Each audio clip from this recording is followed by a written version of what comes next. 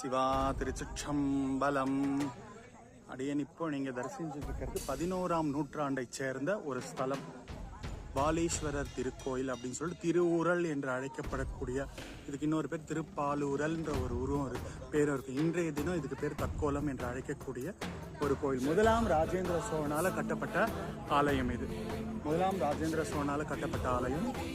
அவங்களுடைய தாயார் திரிபுவன மாதேவியார் அவங்களுக்கு உடல் நலம் வேண்டி அவங்கள காக்கணும் அப்படின்னு முன்னிட்டு 32 பசுக்களை தினமும் பால் அபிஷேகத்துக்காக கொடுத்துருக்குறாங்க இந்த ஆலயத்தில். இதை பாலீஸ்வரர்னு சொல்கிறாங்க. அதனால தான் இதுக்கு பாலீஸ்வரர்னு பேர். பாலீஸ்வரர்னு சொல்கிறாங்க. இங்கே ஒரு 11ஆம் நூற்றாண்டை சேர்ந்த ஒரு முருகன் சிலையும் இந்த ஆலயத்தில் இருக்குது. வாங்க தரிசிக்கலாம். இப்போ இதுக்கு நம்ம வரணும்னா வரப்பு மேலே தான் வரணும். இந்த ஊரில் 7 சிவாலயங்கள் இருக்குது. அதில் இதுவும் ஒன்று. இந்த வரப்பு மேலேயே அப்படியே நடந்து நீங்கள் வரலாம். பக்கத்துலேயே கொசஸ்தலை ஆறு, அதாவது ஒரு காலத்தில் சங்க காலத்தில் கொற்றலை ஆறுன்னு சொல்லுவாங்க. அந்த ஆறு கரையில் தான் இந்த ஆலயம் இருக்கிறது. 11ஆம் நூற்றாண்டை சேர்ந்த முருகர் சிலை. கிட்டத்தட்ட 1100 வருஷத்துக்கு முன்னாடி 11ஆம் நூற்றாண்டு சில முருகர் சிலையை நீங்க பாக்குறீங்க. இப்போ உள்ள சுவாமி உள்ள வழிபாடு நடந்துட்டு இருக்கு.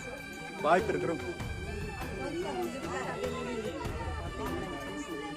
முருகர் கிட்ட ஏன்னா இது 11ஆம் நூற்றாண்டு 1000 ஆண்டு வழிபாட்டுல இல்லாதனால இது மறுபடியும் வழிபாட்டுக்கு கொண்டு வந்தோம்னா இன்னுமே நல்லா இருப்பாரு இவரு.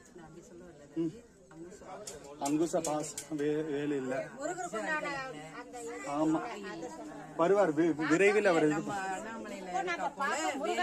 முருகர். ஆமா முருகர் தான். பாத்துக்குங்க. ஆலயத்துக்கு வரவங்க இவர் முருகர், இவரையும் பாத்துக்குங்க. ஆமா. இப்ப நம்ம மாமல்லபுரத்துல எப்படி நம்ம கட்டிடக்கலையோ அதே போலதான் இந்த இடத்துல. அங்க ஒரே கல்ல குடஞ்சி இருப்பாங்க. இங்க அது போன்ற கல்களை, கிரானைட் கல்களை பயன்படுத்தி வச்சிருக்காங்க பாருங்க.